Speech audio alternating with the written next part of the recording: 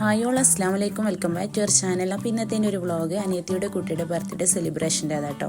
അപ്പോൾ അതിനുവേണ്ടി അവൾക്ക് വേണ്ടിയിട്ട് കുറച്ച് ടോയ്സ് കാര്യങ്ങളൊക്കെ പർച്ചേസിങ് ചെയ്യാൻ വേണ്ടി പോയതാണ്.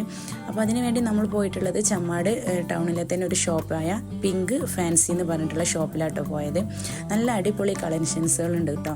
കുഞ്ഞുമക്കൾക്കുള്ള എന്താ പറയുക ബർത്ത്ഡേ സെലിബ്രേഷന് കൊടുക്കാൻ പറ്റിയതും അതുപോലെ സ്കൂൾ സ്റ്റേഷനറി സാധനങ്ങളും മൊത്തമായിട്ടുണ്ട്. അതുപോലെ സ്കൂൾ ആക്ടിവിറ്റി ടോയ്സുകൾ അങ്ങനെ കുറച്ച് ഞാൻ അതിൻ്റെ വീഡിയോ ഫുള്ളായിട്ട് എടുത്തിട്ടുണ്ട്. അപ്പോൾ നിങ്ങളൊന്ന് കണ്ടു നോക്കട്ടോ.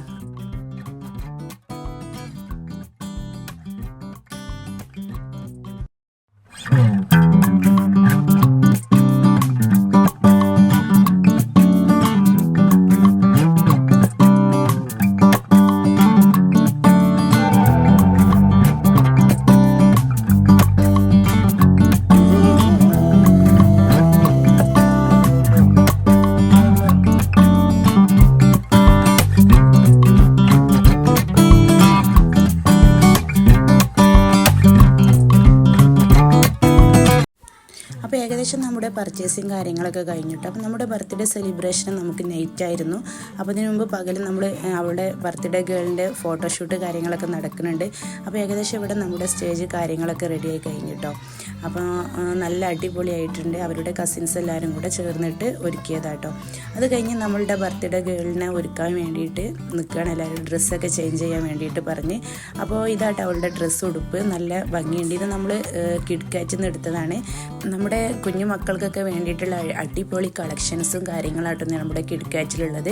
അത് നമുക്ക് വരുന്നത് പരപ്പനങ്ങാടി റോഡിൽ അമ്പലപ്പടിയിലാട്ടോ ആ ഒരു ഷോപ്പ് വരുന്നത്. നല്ല അടിപൊളി സാധനങ്ങളൊക്കെയാണ്. നിങ്ങൾ നിങ്ങളുടെ മക്കൾക്കൊക്കെ ഡ്രസ്സ് എടുക്കാൻ വേണ്ടി ആഗ്രഹിക്കുന്നവരാണെങ്കിൽ കിഡ് കാറ്റ് ഒന്ന് സന്ദർശിക്കട്ടോ. അപ്പോൾ നമ്മളിതാ ഗേളിനെ ഇങ്ങനെ ഒരുക്കി കൊടുക്കണം. അവൾ ഉടുപ്പിടാൻ പെട്ടെന്ന് സമ്മതിക്കണില്ല കേട്ടോ. അപ്പോൾ ഞാനും അനിയത്തിയും കൂടെ ചേർന്നിട്ടാണ് ഇട്ട് കൊടുക്കുന്നത്.